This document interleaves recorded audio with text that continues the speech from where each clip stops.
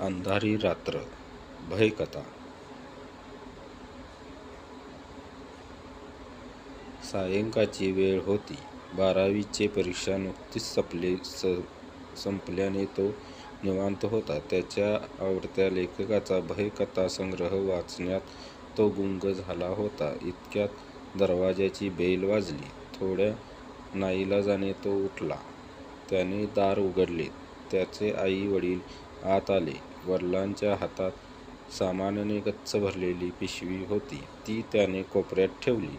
किती उकाडा, त्याची आई पुटपुटली व तिने खिडकी उघडली.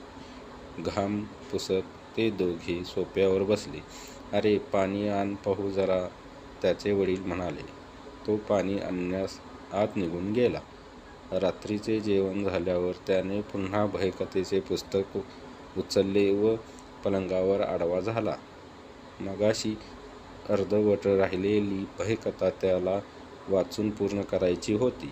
बराच वेळ तो वाचत होता. कथा पूर्ण झाल्यावर त्याने पुस्तक बंद केले. पलंगाशेजारी विजेचा दिवा बंद करण्यासाठी हात लांब केला, पण तो बटण दाबणार इतक्यात दिवा आपोआप बंद झाला. तो दचकला. खोली अंधार बुडून गेली. वीज गेली असेल. त्याने मनाचे समाधान करण्याचा प्रयत्न केला. तो डोळे मिटून झोपेची आराधना करू लागला. मध्यरात्री उलटून गेली होती. बाहेर शांतता होती. त्याचे डोळे हळूहळू जड होत होते.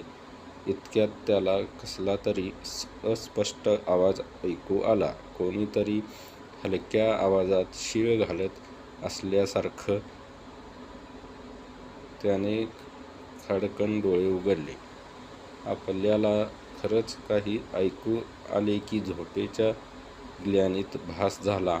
त्याने पुन्हा डोळे बंद केले. एका मिनिटात भराने पुन्हा तोच आवाज आला.